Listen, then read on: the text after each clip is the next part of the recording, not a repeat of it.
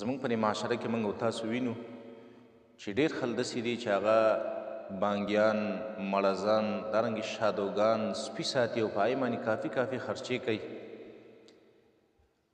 نو چېرته خو په خپله زندګۍ کې یو یتیم وساتئ، چېرته خو په خپله زندګۍ کې د یو یتیم ذمهواري واخلئ، د هغه د کفلو د هغه د تعلیم بندوبست وکئ.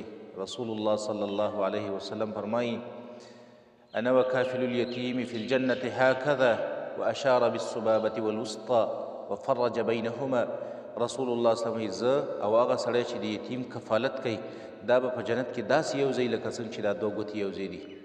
په بل حدیث کې راځي رسول الله صلی الله علیه وسلم فرمایي: الساعي علی الارمل والمسکین کالمجاهد فی سبیل الله. هغه سړی چې د یتیمانانو بندوبست کوي، د هغې باندې خرچه کوي، د غریبانانو د کونډو بندوبست کوي، دا سړی داسې دی لکه مجاهد فی سبیل الله، لکه جهاد ته چې وتی دی او په جهاد کې دی.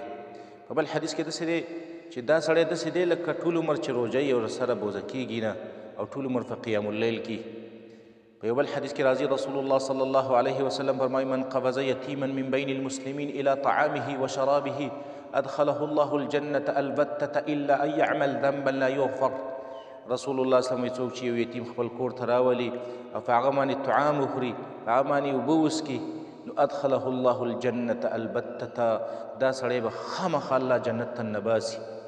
الا ان يعمل ذنبا لا يغفر. که یو سړی که د سړي داسې یو غټه ګناه نه کړي چې هغه نه بخلی شي، نو دا سړی به الله پاک خامخا جنت ته داخلوي. یو بل حدیث کې راځي ابي هريره رضی الله تعالی عنه فرمایي: وی شکا رجل الى النبي صلی الله علیه وسلم قسوة قلبه. یو سړي شکایت وکړو رسول الله صلی الله علیه وسلم ته چې زړه مې سخت دی. رسول الله صلی الله علیه وسلم دې سړي ته ویله: وی ان اردت ان یلین قلبک وتدرک حاجتک، که ته غواړې چې دا ستا زړه نرم شي او ستا حاجتونه پوره شي، نو څو کارونه وکړه. یو، ارحم الیتیم، په یتیم رحم کوه. وامسح رأسه، د هغه سر مسحه کوه، د هغه په سر باندې لاس راکاږه. او دریم، واطعمه من طعامک، د هغه د طعام نه، د خپل طعام نه په هغه باندې طعام خوره.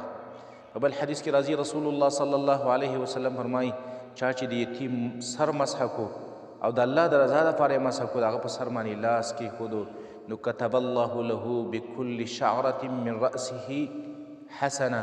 الله پاک به د دې سړي دپاره د دې یتیم په سر چې څومره ایښتې دي، د هر ایښته په بدله کې به الله پاک دله نیکي ولیکي.